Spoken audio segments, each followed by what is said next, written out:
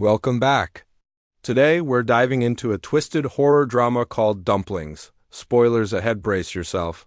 It all begins at the China border, where a mysterious young woman named May strolls through a security checkpoint, clutching a bright, cheerful lunchbox. She arrives at her home in Hong Kong, opens the box, and tosses most of the food away. Except for one strange item, an orange, jelly-like substance. She rinses it gently in water, then devours it raw like a wild animal. The next morning, a former TV star, Mrs. Lee, wanders through narrow alleyways, searching for May's house. She finally finds it and is welcomed inside. May, playful and sharp, asks her guests to guess her age.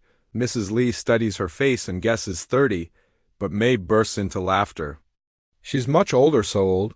People call her Aunt. Now we learn why Mrs. Lee is here. Once adored for her beauty, she was the center of her husband's world. But time hasn't been kind, and she's terrified of losing both her looks and her husband's love. Through whispers and rumors, she's heard that Aunt May's dumplings are more powerful than any cosmetic. They don't just make you look younger, they make you feel younger. Desperate to keep her wealthy husband, Mr. Lee, close, she's ready to try anything. May heads to the kitchen and begins crafting her legendary dumplings. She explains that her secret ingredient, dosan tea, just fix your skin, it stops aging from the inside out. With expert hands, she folds the dumplings with care and serves them steaming hot. Mrs. Lee takes a bite and freezes. The taste is awful. One dumpling even slips to the floor. But May calmly picks it up and urges her to focus on the results, not the flavor. She insists these dumplings offer a transformation no luxury cream can match. Encouraged, Mrs. Lee closes her eyes and eats every last one. Meanwhile, Mr. Lee is living it up. He swims in a lavish pool, flirting with young women and soaking up attention. After his swim, he gets a massage from a pretty young woman.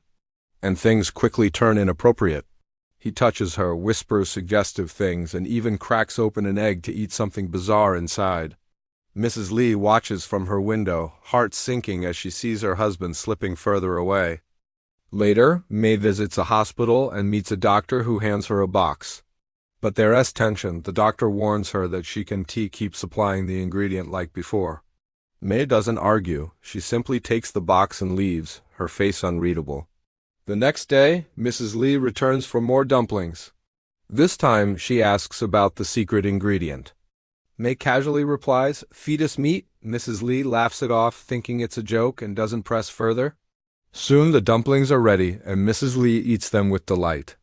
Suddenly, the scene shifts. Mr. Lee is in a hotel room, tangled up with a young masseuse. He's clearly enjoying himself when his phone rings. It's Mrs. Lee. He lies smoothly, claiming he's in an important meeting. Later, when he returns home, Mrs. Lee tries once again to connect. She suggests celebrating their 10th anniversary together. But Mr. Lee brushes her off, saying he has another business trip. She knows exactly what that means. Still, she says nothing as he hands her a massive check and tells her to enjoy herself. If this keeps up, she'll lose him and the lavish life that comes with him. Mrs. Lee grows more desperate. She starts visiting May regularly, eating the dumplings without hesitation. The same dish she once found disgusting now feels like salvation. She even offers cooking tips to make them taste better. Days pass and May notices changes. Mrs. Lee's skin glows, her wrinkles fade, and she looks years younger. But Mrs. Lee isn't satisfied. She wants faster results now. She begs May for something drastic, something that will transform her overnight. May tells her to keep eating the dumplings and promises to find another way. Soon after Mrs. Lee leaves, a middle-aged woman arrives with her young daughter, Kate. The mother has heard that May was once a top gynecologist in China and begs her to help. Kate is 5 months pregnant, but the family can't afford hospital care. Then comes the horrifying truth. Kate was impregnated by her own father. Her mother is desperate to end the pregnancy, but May refuses. Kate is too young, and the fetus is too far along. Instead, May sends them to an illegal clinic where such procedures are done in secret. But May's connection to the clinic isn't medical, it's monstrous. She collects aborted fetuses from the facility and uses their flesh in her dumplings. That's her secret. That's the magic behind her eternal youth. Meanwhile, Mrs. Lee tracks down the hotel where her husband is staying. She confirms her worst fear: he's having an affair with the masseuse. Every night, the young woman enters his room and hangs the "Do Not Disturb" sign. Devastated, Mrs. Lee invites May to her home. They talk openly about their marriages, their pain, their regrets. Mrs. Lee confesses that she wants a child, but she can't conceive. Her husband is slipping away, drawn to someone younger, prettier, and full of life. She begs May once more, please give her something that will bring back her youth overnight. Meanwhile, Kate's condition is spiraling fast. Her belly is now unmistakably swollen, and her mother shows up at May's door every single day, pleading for help. The desperation is unbearable. Finally, May agrees to perform the risky procedure right there in her apartment. No anesthetics, no hospital tools, just cold hands and sharp instruments. She pulls the fetus out successfully, but the trauma leaves Kate shattered. May doesn't flinch. She now has what she wanted, a 5-month-old fetus untouched by chemicals. All her previous ingredients were barely a month old, but this one? This one could supercharge her dumplings like never before. The next day, Mrs. Lee returns, eager for another dose of youth. May promises her something extraordinary: dumplings that will make her look years younger in just a few hours.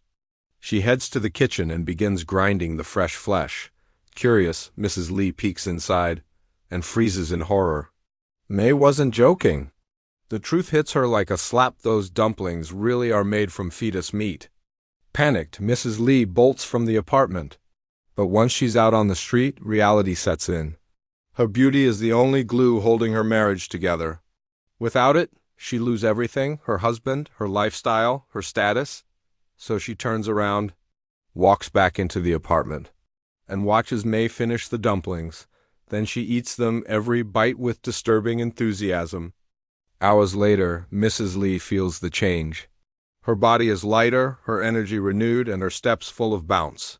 When she gets home, Mr. Lee stares at her in awe and compliments her beauty. That night, for the first time in ages, they make love. Elsewhere, Kate and her mother are riding a bus home. But Kate is bleeding badly.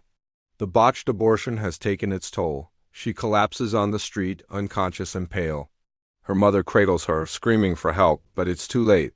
Kate dies in her arms. Back in the city, Mrs. Lee throws a lavish party to flaunt her new look. Her friends gasp at her youthful glow. But then whispers begin. Someone smells something strange, fishy, rotten, foul. Embarrassed, Mrs. Lee rushes to the bathroom and locks the door. She calls May in a fury, demanding to know what kind of fetus was used. She even threatens to call the police if May doesn't fix it fast. What she doesn't know is that Mr. Lee is secretly listening to the entire call. On the phone, May calmly reveals the truth: the fetus came from an incestuous pregnancy. She assures Mrs. Lee that the side effects will fade soon. Mrs. Lee is disgusted, but trapped. She has no choice but to wait.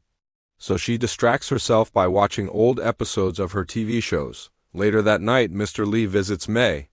He wants answers about her shady business. May smiles and tells him it's just a dumpling shop. She invites him in, makes him comfortable, and starts cooking. As she prepares the dumplings, she talks about cannibalism, how it was once celebrated. People survived famines by eating their relatives. Human flesh was used to cure diseases. Soldiers feasted on the bodies of their enemies. When the dumplings are ready, Mr. Lee eats them without hesitation. He's intrigued and clearly attracted to May. She sees it and leans in, seducing him. She reveals her secret: she's 60 years old, and her youth is all thanks to the dumplings. Moments later, they make love. Their session is interrupted by a call from Mrs. Lee, begging for more dumplings. But May ignores her and returns to her new lover. The next day, Mrs. Lee visits a hospital, complaining about the awful smell coming from her body. The doctor shrugs it off and tells her to stay indoors and eat healthy food. As she's leaving, she spots the young masseuse, her husband's former fling.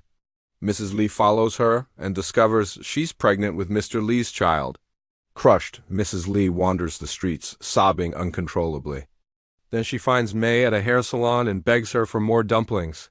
She offers a huge check, saying money is no issue.